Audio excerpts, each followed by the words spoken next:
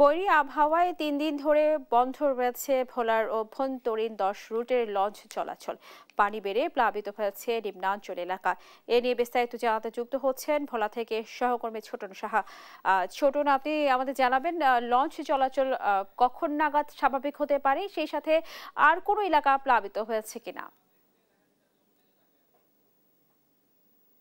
স্নেহা, আপনি যেমনটি বলছিলেন, গত ৩ দিন ধরে কিন্তু বলা যায় যে সমুদ্র বন্দরে ৩ নম্বর সতর্কতা সংকেত এবং নৌবন্দরে ১ নম্বর সতর্কতা সংকেত জারি রয়েছে এবং সেটি আজও কিন্তু বহাল রয়েছে, যে কারণে দুর্ঘটনার ঝুঁকি এড়াতে কিন্তু নৌযান চলাচল বন্ধ করে দেওয়া হয়েছে। বিশেষ করে ভোলা, লক্ষ্মীপুর, হাতিয়া, ঢাকা এবং চরপেশন, মনপুরা সহ অভ্যন্তরীণ এবং দৌলত খান, আলেকজান্ডার সহ অভ্যন্তরীণ রুটে কিন্তু এই লঞ্চগুলো চলাচল বন্ধ করে দেওয়া হয়েছে এবং বিআইডব্লিউটি এর পক্ষ থেকে কিন্তু বলা হয়েছে যে আসলে এই নৌযান চলাচল আসলে বন্ধ রাখা হয়েছে দুর্ঘটনার ঝুঁকি এড়াতে এবং একই সাথে তারা বলছিলেন যে এই সতর্কতা সংকেত যদি নামিয়ে দেওয়া হয় সেক্ষেত্রে পরিস্থিতি স্বাভাবিক হলে কিন্তু আবার পুনরায় লঞ্চ চলাচল শুরু হবে। এবং একই সাথে আরেকটি তথ্য আপনাকে জানিয়ে রাখতে চাই যে আসলে এই বৈরী আবহাওয়ার কারণে কিন্তু আমরা দেখেছি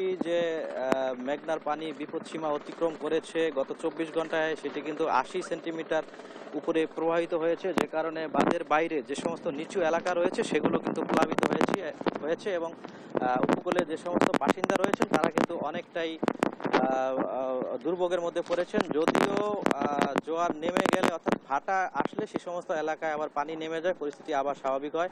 এবং একই সাথে আবহাওয়া অধিদপ্তর থেকে বলা হয়েছে গত ২৪ ঘন্টায় অর্থাৎ টানা ২ দিন ধরে কিন্তু এই জেলায় কিন্তু ৫০ মিলিমিটারের মতো কিন্তু ভারী বৃষ্টিপাত হয়েছে এবং যে কারণে মানুষ অনেকটা দুর্ভোগে রয়েছে। এবং আমি এখন রয়েছি ভোলার ইলিশা ঘাটে। এই ঘাটটি এখন দেখতে পাচ্ছেন যে শুনশান নীরবতা, কারণ লঞ্চ চলাচল বন্ধ থাকার কারণে দেশের দক্ষিণ পশ্চিম অঞ্চলে যে সমস্ত যাত্রীরা রয়েছেন তারা কিন্তু গন্তব্যে যেতে পারেননি এবং গন্তব্যে যেতে না পারার কারণে তারা কিন্তু অনেকেই ফিরে গেছেন, অনেকে আবার অপেক্ষা করছেন কখন লঞ্চ চলাচল শুরু হবে, কখন তারা গন্তব্যে যাবেন। অর্থাৎ বলা যায় যে এই যে আবহাওয়া পরিস্থিতি এটি আসলে পুরোপুরি স্বাভাবিক হতে আরও ২ থেকে ৩ দিন লাগবে, এমনটি আবহাওয়া অধিদপ্তরের যে সর্বশেষ যে বিজ্ঞপ্তি তার থেকে আমরা জানতে পেরেছি। এবং বলা যায় যে ২-৩ দিনের পর হয়তো বা এই পরিস্থিতি স্বাভাবিক হলে জনজীবনে আরও স্বস্তি নেমে আসবে, এমনটি আমরা জেনেছি। এবং একই সাথে আমরা পানি উন্নয়ন বোর্ডের সাথে কথা বলেছি, তারা বলছিলেন যে বৈরী আবহাওয়ার কারণে নদীর পানি বৃদ্ধি পেয়েছে এবং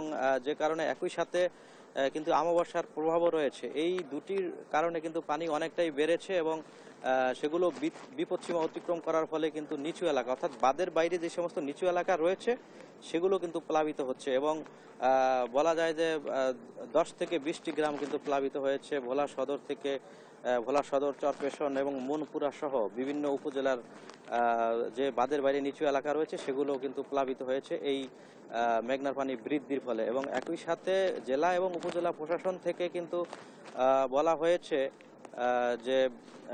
যে সমস্ত ট্রলার এবং নৌকাগুলো রয়েছে গভীর সমুদ্রে মাছ শিকার গিয়েছে তাদেরকে আসলে নিরাপদ আশ্রয়ে আনার জন্য কিন্তু তাদেরকে তীরে ফিরে আসার জন্য কিন্তু বারবার বলা হচ্ছে।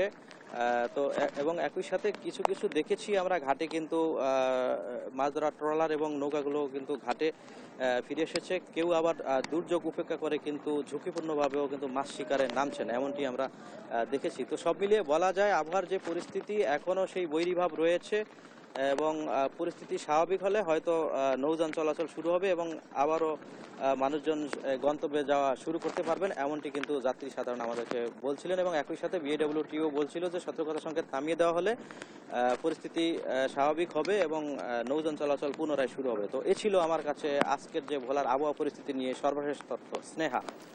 ছোটন, আপনাকে ধন্যবাদ। দর্শক, ভোলার বৈরী আবহাওয়া এবং লঞ্চ চলাচলের সর্বশেষ তথ্য জানাচ্ছিলেন আমাদের সহকর্মী।